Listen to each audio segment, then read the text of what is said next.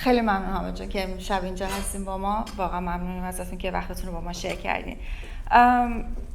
شاید اولین سوالی که همه ما داشته باشیم اینه که دادخواهی رو چطور تعریف میکنین؟ دادخواهی برای شما چه مفهومی داره؟ سلام عرض میکنم خدمت شما. خیلی خوشحالم در خدمتتون هستم. خیلی ممنون که تشریف آوردین و خب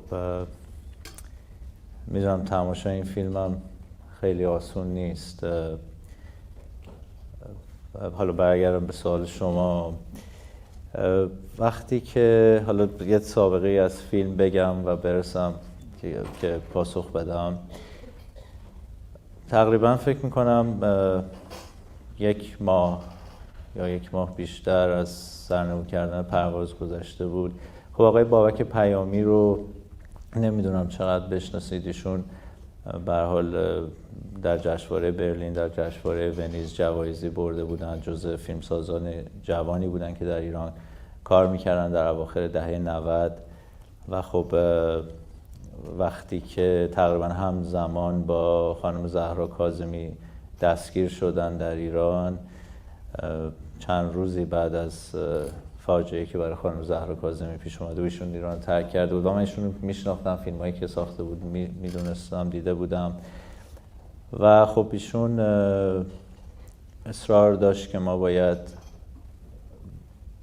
وقایع آینده یا وقایعی که پیش خواهد اومد در این مسیر رو حتما ثبت و مستند بکنیم.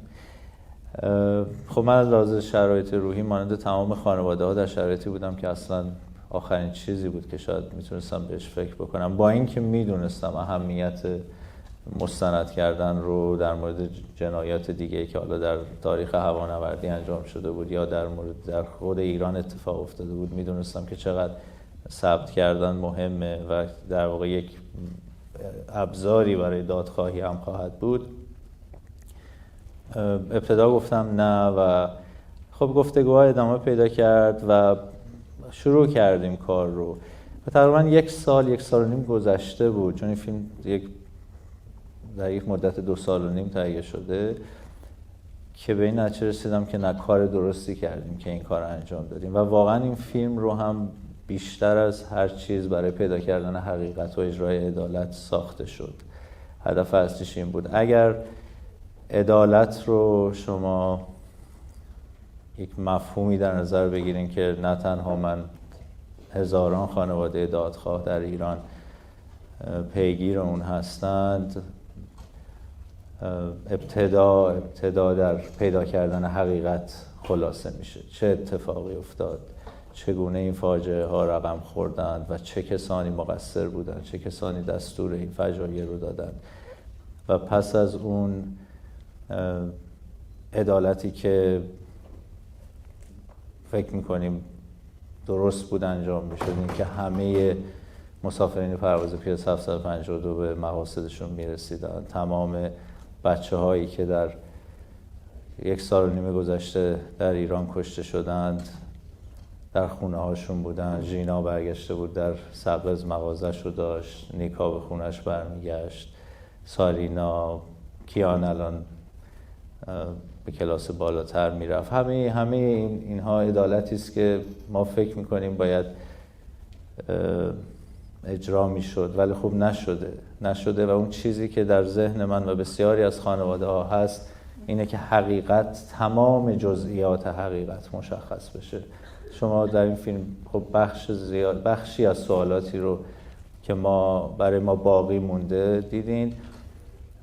ما از ابتدا تکیه می‌کردیم بر یک تحقیقات بین‌المللی بی‌طرفانه. هنوز هم خواسته های ما بر همین مبنا هست. خب در یک جاهایی به خواسته هامون رسیدیم، در یک جاهایی هنوز نرسیدیم. حالا بعد اگر فرصت شد در مورد اینکه پرونده پرواز پیاس 750 الان در لاهه در چه مرحله‌ای هم میتونیم صحبت بکنیم، ولی خلاصش همین میشه: پیدا کردن حقیقت و اجرای عدالت برای جانباختگان پرواز مهمترین چیزی است که ما دنبالش هستیم.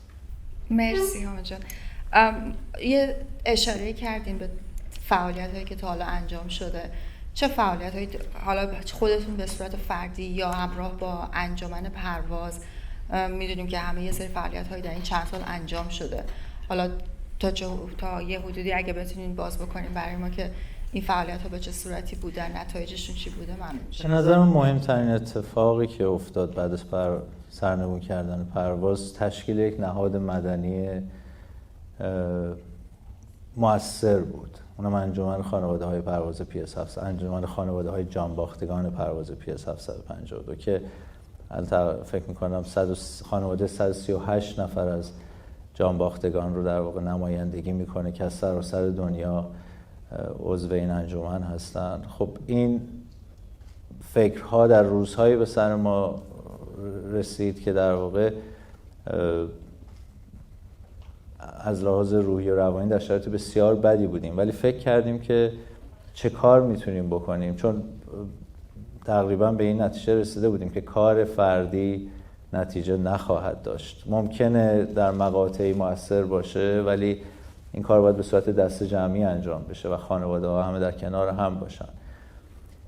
بنابراین فکر می‌کنم تشکیل انجمن خانواده ها در همون ماه فوریه که آغاز شد و در ماه اپریل ما ثبت کردیم و الان فکر می‌کنم 5مین سالشه که میگذرونیم. به نظرم اتفاق خیلی مهمی بود و تمام دستاوردهایی که اگر حاصل شده حاصل کار دست جمعی بوده. فقط من نبودم، بسیاری از اعضای خانواده ها درگیر پروسه در واقع دادخواهی بودند.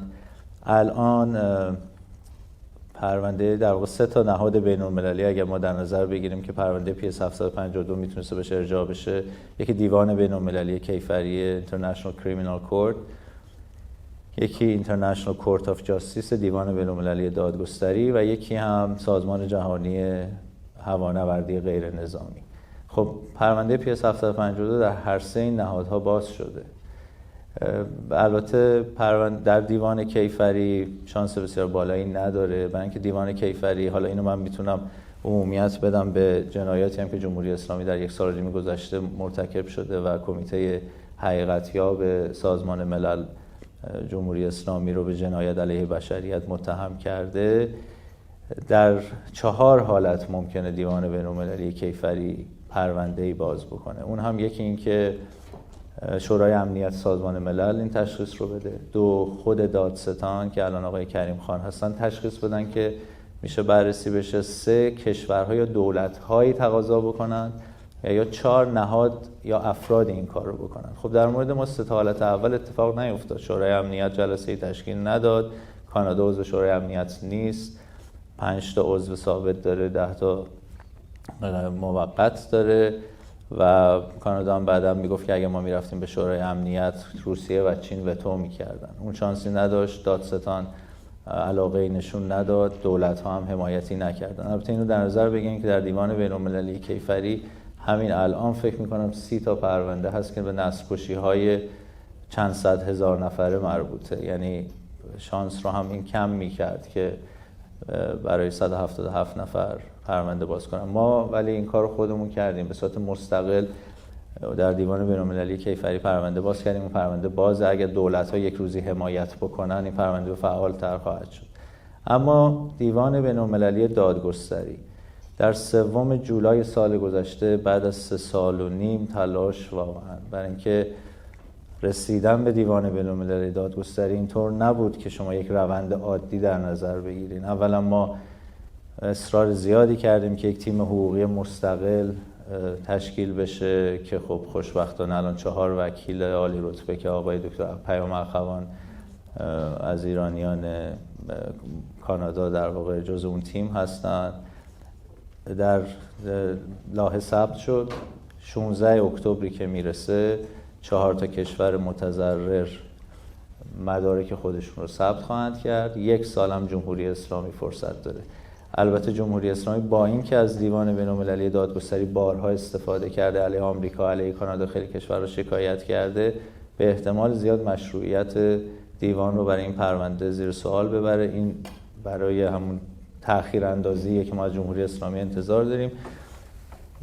دورنماش اینه که در بدترین حالت ما ممکنه 3 سال و نیم یا 4 سال دیگه به دادگاه در لایحه برسیم.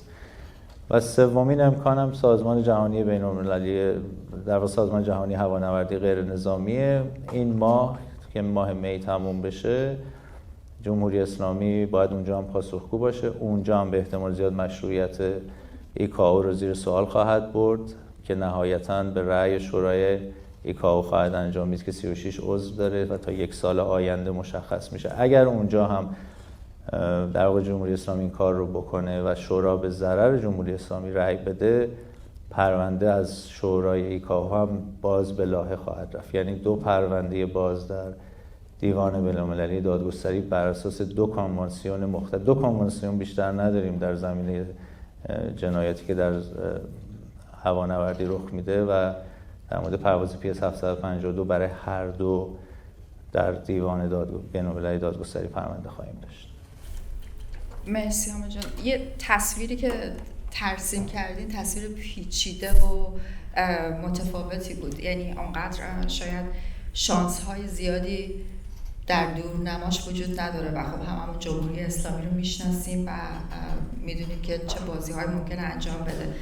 اهمیت این برخورد چی هست از نظر شما؟ اهمیت این که شما دنبال این دادخواهی هستید و کماکان به قول خودتون ول نمی‌کنید. ما گفتم عدالتی برای ما خانواده‌ها وجود نداره، ولی ما فکر می‌کردیم که و میدونیم که عدالت باید در ایران اجرا بشه. عدالت واقعی که ما دنبالش هستیم باید در ایران اجرا بشه. باید علی خامنه‌ای، امیرعلی حاجی زاده، حسین سلامی، شمخانی، باقری، اسامی که مربوطن واقعا به این جنایت و در تصمیم گیرندگان این جنایت بودن، تا اپراتوری که دست به اقدام زده، تا آدم‌هایی که در لاپوشانی این جنایت نقش داشتن از جمله جواد ظریف و دیگران، به نظر من باید در دادگاه شورای عالی امنیت ملی، اینها باید در یک دادگاه بی‌طرفانه در ایران آینده در واقع حضور داشته باشن. من فکر میکنم ثمره تلاش خانواده‌ها امیدوارم به نفع انقلاب مردم ایران تمام بشه. ما اینطور نگاه میکردیم که این پرونده به تضعیف جمهوری اسلامی بیانجامه.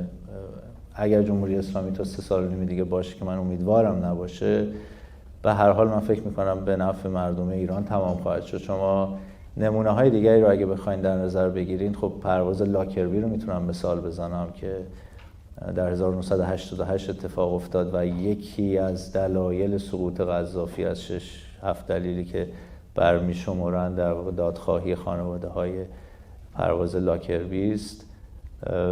خب اینطور رقم خورد که این پرواز هم خب متاسفانه مورد اصابت موشک‌های سپاه قرار گرفت، ولی در این جنایتی که رخ داد، در این سیاهی که وجود داره برای خانواده‌ها، امیدوارم روشنایی برای مردم ایران رقم بخوره.